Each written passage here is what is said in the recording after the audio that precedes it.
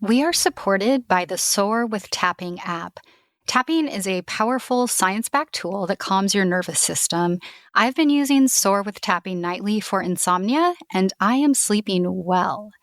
Visit the Soar with Tapping app at Apple and Google Play stores to start your journey towards freedom right from your phone.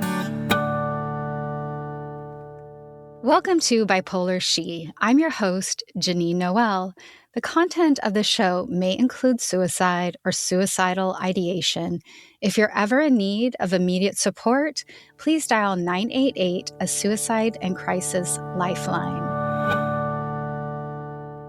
All right, so today I am talking about lithium and my relationship with it and why it's been a tough drug for me, but ultimately probably the only drug for me right now and going forward. So I have always been shaky. And I noticed it really for the first time. I was on a cruise with high school friends. We had just graduated, and there was a dance going on, and a boy asked me to dance. And I got so nervous, I was shaking. And he asked me, "Why are you shaking?" And I said, my thyroid medication is off, which was a pretty good answer because that can happen with thyroid medication. But I think I just was deep down, just so nervous about dancing with a boy on a cruise with nowhere to run to. But going forward, I alternated a bit. I'd be very confident, and then I'd have these times where I was I'm more withdrawn and nervous. I actually continued on with this acting dream in college and after, and those auditions were great. I had no problem at all, really steady hand. And when I was acting in San Francisco in 2008, I was assaulted. And when I went back to do auditions in rooms full of men, all staring at me, my little hand holding the script would just start shaking violently back and forth. I was so nervous. So from then on, I had to be medicated, and I used propranolol. I cannot say that correctly, but I don't think anyone can say it correctly. So I'd have to take that medication so I could go and audition. And these were not even big auditions. These were to be in the Pottery Barn instructional manual and, biotech companies. These were not big deals. But for me, I would tremor, I would shake, I would take that medication. It would help me to some extent. And then one day I just realized this is ridiculous. I don't really even have a career, but I'm medicating to get up, to stand in front of people, and to feel okay looked at. So about that time I stopped acting, I had a new therapist, and he put me on lithium.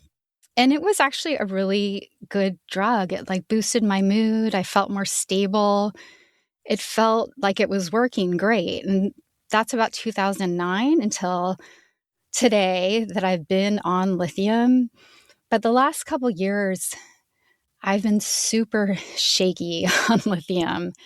I'll go to a party and I can't even hold a drink and take it up to my mouth without my hand shaking so much. So I can't really eat sometimes at public functions. I have trouble, sometimes when I stand or I get up from a chair in a public place, my whole body will quiver to some extent. And it got really frustrating because it was just screwing with my morning rituals. I couldn't put my contacts in the morning, couldn't put on any jewelry. I couldn't type. It would take a couple hours for this tremor to go away. So that's sort of what I've just been managing. And then sometimes it arrives in violent shaking. And again, in a public situation, I had to introduce a famous writer who just got an award and stand up. It was a small crowd, but I started shaking so violently. I had to hold on to a bookshelf and steady myself. I almost ran out of there. It was so humiliating. It was so painful. It was, I was making the audience uncomfortable because of this huge reaction I was having. And that happened before when I was reading my work in grad school. It was just a shaky mess. So when I had to talk about bipolar she for the first time out there in the real world, I took that propranolol again, took a ton of it. And I had a super steady hand. And I walked on stage, and honestly, I have no idea what I said. So that probably wasn't the best move. But when I talked to my doctor last week, he said, try the propranolol in the morning. So I took the 10 milligrams in the morning.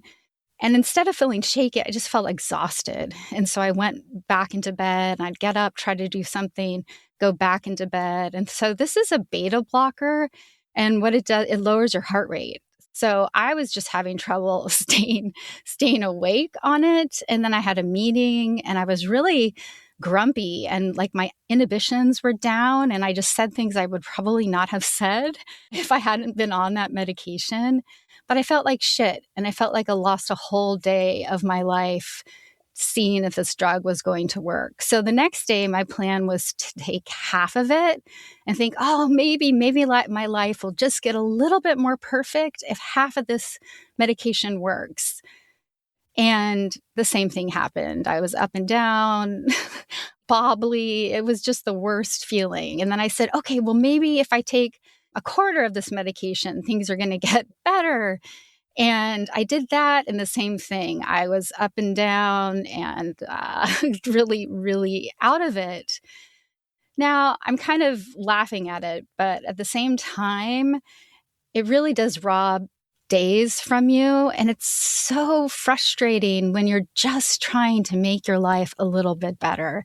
And that's how I look at all these medication changes and sort of this thing, this yearning that if only this changed, I would feel more normal. I would feel closer to myself. Can we just try something?